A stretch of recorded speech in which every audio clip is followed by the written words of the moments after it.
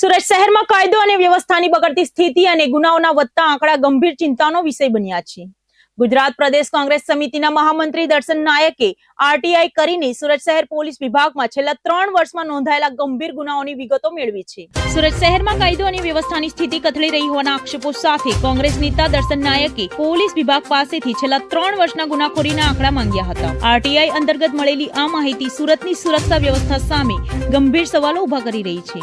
ગુજરાતનું સુરત શહેર એ સૌથી વધુ વિકસિત શહેર તરીકે વિકસી રહ્યું છે અને એની વસ્તી લગભગ 80 લાખથી વધુની વસ્તી આજે સુરત શહેરમાં નોંધાયેલી છે. સમગ્ર ભારત દેશમાંથી વેપાર ધંધા માટે લોકો રોજગારી માટે સુરત શહેરમાં વસવાટ કરે છે અને ધંધો કરે છે. એની સામે સુરત શહેરમાં કાયદો અને વ્યવસ્થાની પરિસ્થિતિ જાળવવા માટે સુરત શહેર પોલીસ કમિશનરના તાબા હેઠળ લગભગ 9675 જેટલી જગ્યાઓ નોંધાયેલી છે. પરંતુ જે માહિતી મને મળી હતી તે અંતર્ગત આ જગ્યાઓમાં 35% વધુ જગ્યાઓ એટલે લગભગ 6775 આશરે એટલી જગ્યાઓ ભરાયેલી છે અને 3500થી વધુની જગ્યાએ police assistant police commissioner, police sub inspector, inspector, અન્ય તમામ પ્રકારના જે મહેકમો છે એ મહેકમોની જગ્યાઓ ખાલી છે.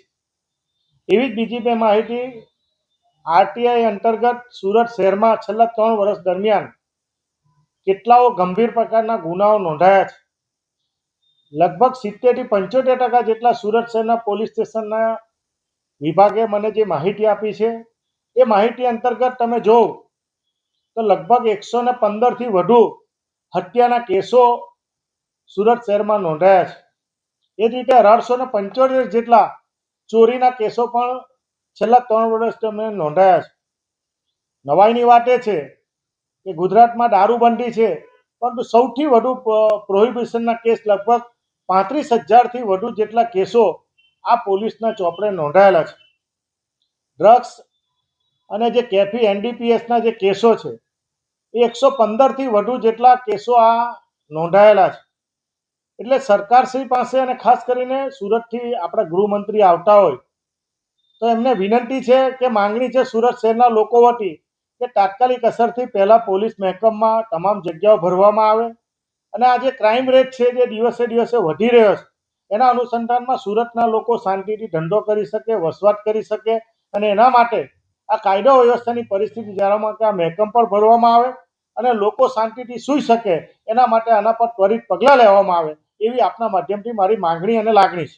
સર, શું કહેશો કે હત્યા, લૂંટ જેવા ગંભીર ગુનાઓ કેટલું ગંભીર કહી શકાય સુરત શહેરના લોકો?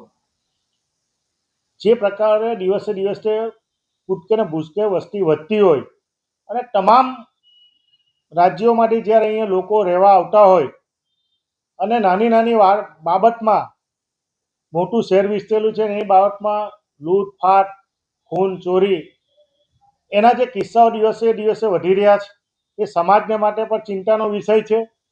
જાગૃતતા લાવવાની જરૂર છે અને સાથે સાથે પોલીસ વિભાગને પણ જે મહેકમની જરૂરિયાત છે એ પણ પૂરી થવી જોઈએ અને પોલીસ વિભાગે પણ ત્વરિતતાથી સુરત શહેરના લોકો શાંતિથી રહી શકે, ધંધો કરી શકે એના માટેની વ્યવસ્થા કરવી જોઈએ એવું મારું માનવું છે.